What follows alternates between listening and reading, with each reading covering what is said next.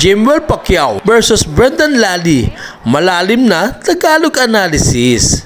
Overview ng laban, parehong pro debut ang dalawang boksingero. Pero syempre, mas mabigat ang expectation kay Jimwell Pacquiao, anak ng living legend na si Manny Pacquiao. Si Brendan Lally naman ay 23 years old, high school teacher, dating college boxing champion sa Amerika. Mabilis, agresibo at hindi intimidated kay Jimwell Pacquiao. Resulta ng laban, majority draw. Judge number 1, 39-37 para kay Pacquiao. Judge 2 and Judge 3 is 38-38. Silipin natin ang round by round. Tagalog breakdown. Round 1, Lally ang dominante. Unang segundo pa lang ng laban, si Lally agad nang nag-initiate. Binaldos niya si Jimwell Pacquiao papunta sa corner. Agresibo, maraming tapon suntok at siniksik si Jimwell sa ropes. Jimwell, may sagot akong boss, pero hindi sapat pang control. Malinis na round para kay Lally. Round 2, nag-adjust sa Jimwell pero hindi tuloy-tuloy. Maganda ang simula ni Jimwell, nakita niya ang tamang timing, nakontrol niya ang distansya. Tinamaan niya si Lally pagpasok nito pero hindi niya kinaya i-sustain ang buong 3 minuto. Nakabalik si Lally sa pressure bandang huli. Swing round, pwedeng ibigay kahit kanino.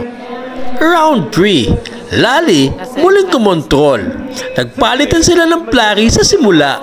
Pagkatapos noon, Lally ang kumamada. Paulit-ulit niyang nasisikop si Jimwell sa lubid. Mas maraming tumatamang suntok kay Lally. Mas malakas ang impact ng shots niya. Clear rounds para kay Lally. Round 4, parehong kwento tulad ng round 3. Pressure ni Lally hindi bumababa. Si Jimwell nakakasagot pero hindi sustain. Lally mas active, mas madami ang aggression. Judges usually binibigyan ng puntos ang gantong pressure. Malakas ang closing round ni Lally.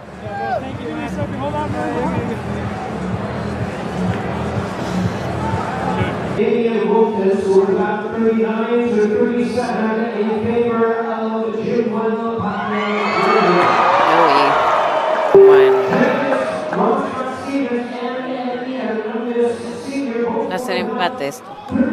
Sí. Ahí está.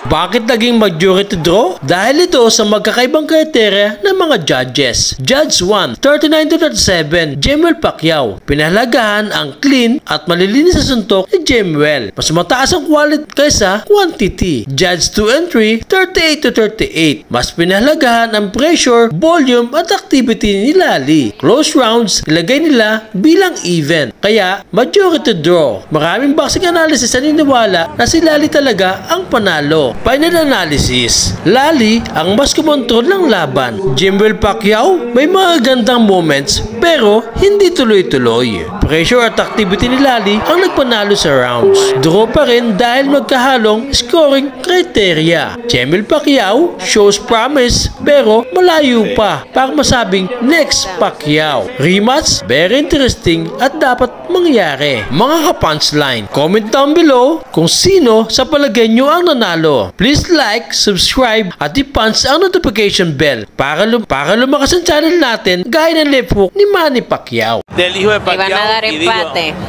Empate, sí. Exacto. O sea, a mí se me haría muy descarado que pusieran un... Kung hindi pa kayo nakasubscribe sa munting channel ko, mag-like, nag-subscribe at pindutin ang notification bell para maging updated kayo sa bagong video upload ko. God bless.